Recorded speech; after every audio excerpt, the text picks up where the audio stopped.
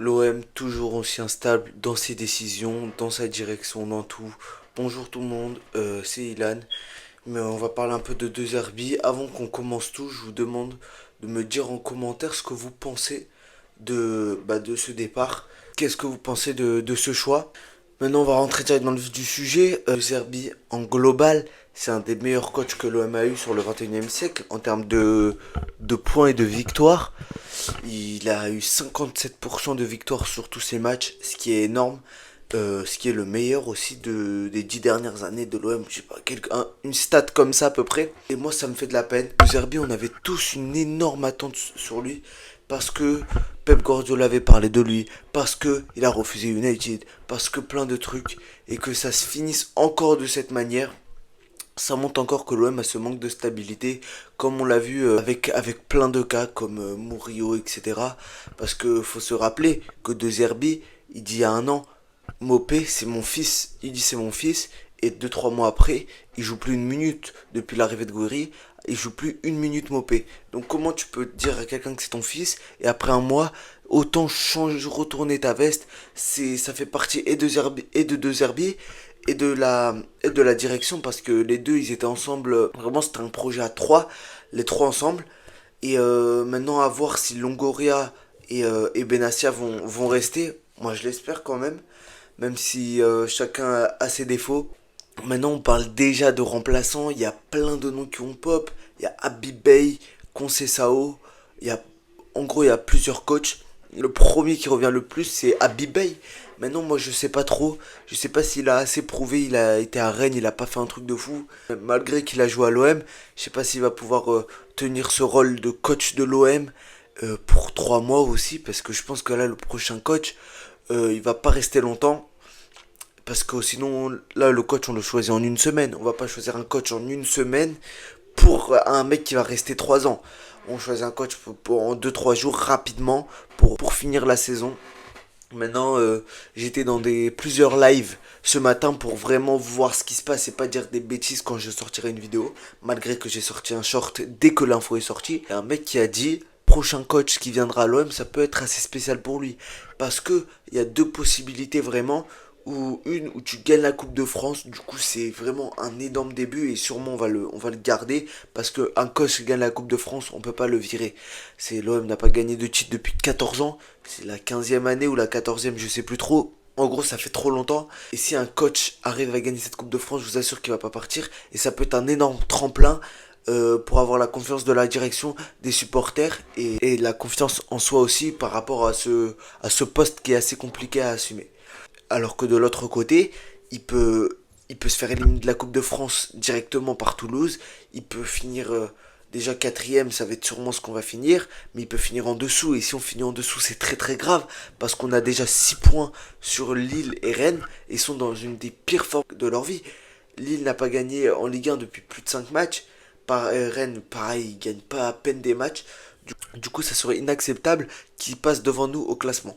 Donc si ça arrive, ça peut être vraiment tout l'inverse. Ça lui bousille son nom, ça peut lui bousiller une carrière. Donc ça va être un moment assez risqué. Mais il y a une part de bonnes choses, une part de mauvaises choses. Parce que s'il gagne la Coupe de France, ça peut lui faire un tremplin.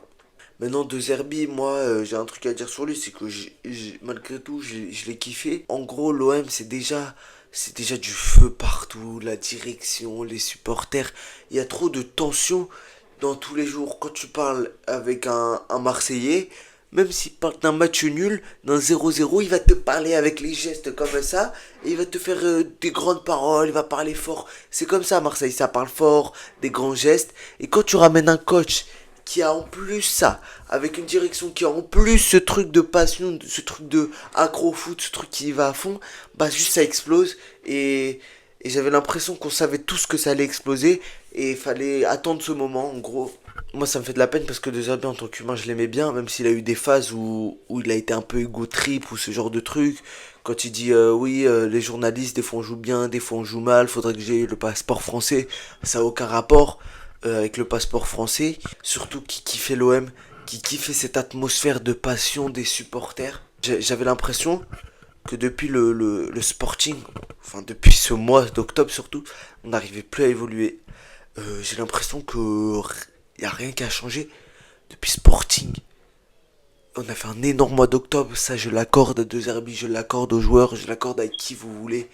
Mais comment c'est possible de autant pas évoluer contre Sporting, contre Lens, contre Angers, contre Toulouse, contre Lille, il y a eu des matchs contre Monaco, même si on a gagné, contre Saint-Gilloise, même si on a gagné contre Bruges, contre Liverpool, contre Paris FC, contre le PSG. Il y a tellement de matchs que tu peux citer. C'est dingue, on fait juste rien et ça c'est pas normal. Donc je justifie pas du tout, hein, je justifie personne là. Là j'essaie de parler global et vous donner un maximum d'éléments pour que vous puissiez faire votre avis. Mais en tout cas, c'est très grave qu'on n'ait pas pu évoluer dans des matchs qui ont été catastrophiques contre Auxerre aussi après Angers. On propose rien et ça s'est répété, ça s'est répété, ça s'est répété. Donc ça, c'est vrai que c'est grave et que De Zerbi a une part de responsabilité dans ça. Maintenant, je vous mets un mot qu'a dit Claude Leroy sur De Zerbi. Il a dit qu'en gros c'est un coach, c'est un grand coach de moyen club. Je sais pas si je peux le contredire, je sais pas si je peux accepter à 100% ce qu'il dit, parce qu'il a encore rien prouvé. Il est encore un jeune entraîneur. Il a fait qui? Il a fait Sassuolo, il a fait Brighton et Shakhtar. Donc c'est vraiment des petits clubs. Et après il y a eu ce gap d'un coup vers l'OM, que c'est malgré que l'OM n'est pas un grand club, il l'est par son histoire mais pas par son niveau, pas par ses résultats. Ce n'est pas un grand club, mais la pression qu'il y a là-bas, c'est une pression digne vraiment des top 15 européens. Parce qu'il y a des clubs qui sont, regardez Sporting, regardez Atalanta, regardez tous ces clubs-là, Benfica, Monaco, Bodo Glimt, que eux, ils se sont qualifiés en Ligue des Champions. Parce que oui, je reviens à ce truc de Ligue des Champions, mais c'est vraiment un tournant aussi dans notre saison. Et bah eux, même s'ils sont techniquement au-dessus de nous dans le classement de la Ligue des Champions, ils ont pas ce truc de pression que l'OM a, ils ont pas ce truc de tension que l'OM a. Et c'est pour ça aussi que je dis que quand tu ramènes un mec qui a le sang chaud pour la direction, pour le coach, ça fait bouillonner tout et c'est une cocotte minute. Et je pense que c'est une des raisons aussi que Longoria, Benassia, De Zerbi, ils ont tous préféré de se séparer de De Zerbi. Moi, je vous dis la vérité, je sais pas trop, parce que j'ai une part où je dis, dans tous les cas, je savais qu'on n'évoluait pas dans le sportif, mais j'aurais quand même préféré attendre la fin de la saison. Donc j'ai pas trop d'avis tranché sur ce sujet, même si je pense qu'on aurait dû garder De Zerbi, parce qu'il nous a quand même... on n'est pas sur une saison catastrophique, on est quatrième. Malgré qu'on ait éliminé la Ligue des Champions, les dirigeants l'ont dit dès le début, ça n'a jamais été un objectif pour eux. Alors, même si pour nous ça l'a été, pour eux ça n'a jamais vraiment un truc dans la tête, obligation Ligue des Champions. Ou sinon c'est une catastrophe, ça l'a jamais été. Et la Coupe de France, bah, on est en quart de finale, on est à 3 matchs de gagner un trophée. Donc moi j'aurais peut-être attendu encore, attendu surtout le match face à Toulouse et le laisser jusqu'à la fin de la saison s'il se qualifie en demi et en finale de Coupe de France. Donnez-moi votre avis en commentaire sur tout ce que j'ai dit. Je réponds à tous les commentaires. Je fais un effort sur ça. Je vous remercie aussi à tous qu'on ait passé les 100 abonnés. Vraiment merci. Je vous souhaite une bonne fin de journée, une bonne soirée, un bon matinée. Ça dépend quand vous regardez cette vidéo. C'était Ilan. Ciao.